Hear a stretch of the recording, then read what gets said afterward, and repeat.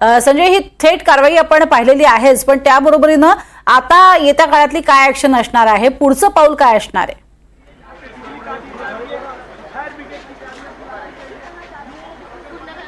ऋतुजा, आत्ता या घडीची सर्वात मोठी बातमी की महावितरणचं पथक सुद्धा इथे येऊन दाखल झालेलं आहे. आपण पाहू शकता की ते विजेच्या खांबावरून जी विजेची सप्लाय लाईन गेलेली आहे या घराला, ती सप्लाय लाईन आता तोडण्याचं काम थोड्याच वेळा सुरू होत आहे. आपण पाहू शकता की तिथे महावितरणचा कर्मचारी वरती चढतो आहे आणि तो त्या खांबातून ते जे काही आपूर्ती लाईन आहे, सप्लाय लाईन आहे, ते डिस्कनेक्ट करण्याचं काम आता करणार आहे.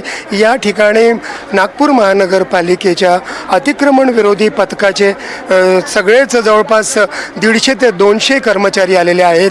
एक पोकलँड मशीन आणि 2 JCB इथे आलेले आहेत.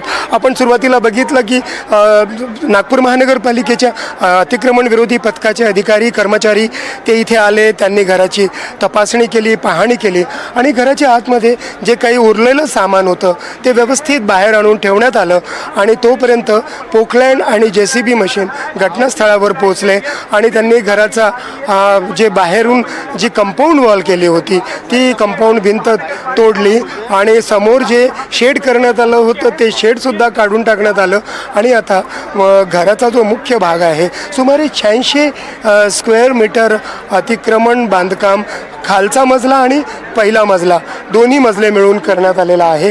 त्या अनुषंगाने शनिवारी नोटीस बजावण्यात आली होती. 24 तासाची मुदत देण्यात आली होती आणि ती जी मुदत आहे ती मुदत काल संपली. काल रात्रीच असं सांगण्यात येतं आहे की फहीम खान यांचे कुटुंबीय जवळपास जे महत्त्वाचं सामान होतं ते घेऊन इतरत्र निघून गेले आणि त्यांनी घर रिकामं सोडलं. आज सकाळपासून या कारवाईला सुरुवात झालेली आहे. ऋतुजा, नक्कीच. आणि ही दृश्य आपण बघतोय, ही कारवाई सुरू झालेली आहे. अजून कोणकोणत्या स्वरूपाची कारवाई होणार आहे? जसं आपण सांगताय की वीज तोडणी होतीये, आणखीन कोणकोणती कारवाई केली जाणार आहे आणि अवैध भाग जो आहे तो सगळा पाडून झालेला आहे का?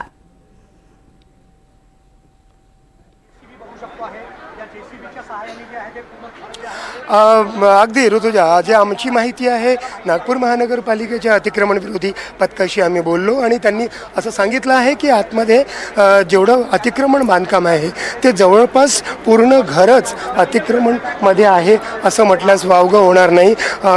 फारच म्हणजे अगदी 86 स्क्वेअर मीटर जसं आपण म्हणतो आहे त्या पद्धतीनं 43 स्क्वेअर मीटर खाली आणि 43 स्क्वेअर मीटर वरती असं ते अतिक्रमण बांधकाम आहे आणि एक पोकलँड मशीन आणि 2 JCB इथे आणण्यात आल्यामुळे आता लवकरच विजेची जशी तोडणी झाली, विजेची सप्लाय लाईन जशी डिस्कनेक्ट झाली तर लगेचच घराला पाडण्याचं काम सुरू होईल.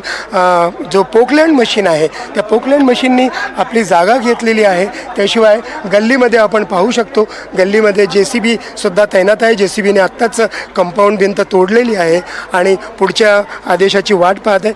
हे जे JCB आणि पोकलँडचे जे ड्रायव्हर्स आहेत ते 30 ते 35 वर्ष अनुभव असलेला नागपूर महानगरपालिकेच्या अतिक्रमण विरोधी पथकात कार्यरत आहे आणि अशा अनुभवी ड्रायव्हर्सना इथे बोलवण्यात आलेलं आहे जेणेकरून बाजूची जी घरं आहेत त्यांना कुठलाही त्रास जाऊ नये, त्यांना कुठली इजा पोहोचू नये. आपण पाहू शकतो की घराच्या लगतच दुसरं घर आहे आणि ते ग्राउंड+2 म्हणजे 3 मजली घर आहे.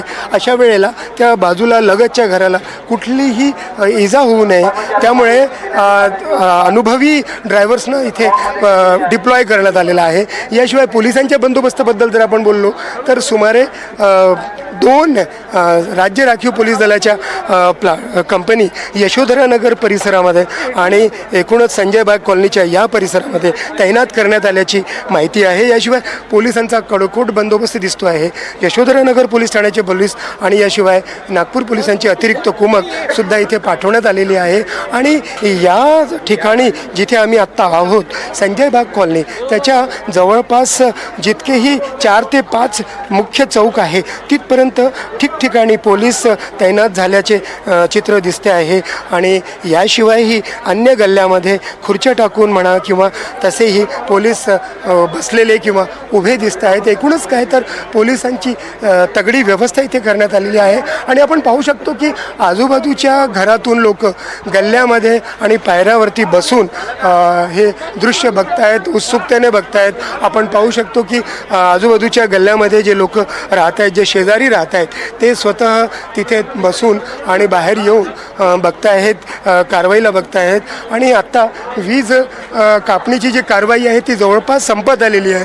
आणि त्या महावितरणच्या गाडीवरती जी जिना आहे त्याच्यावर जो मजला होता.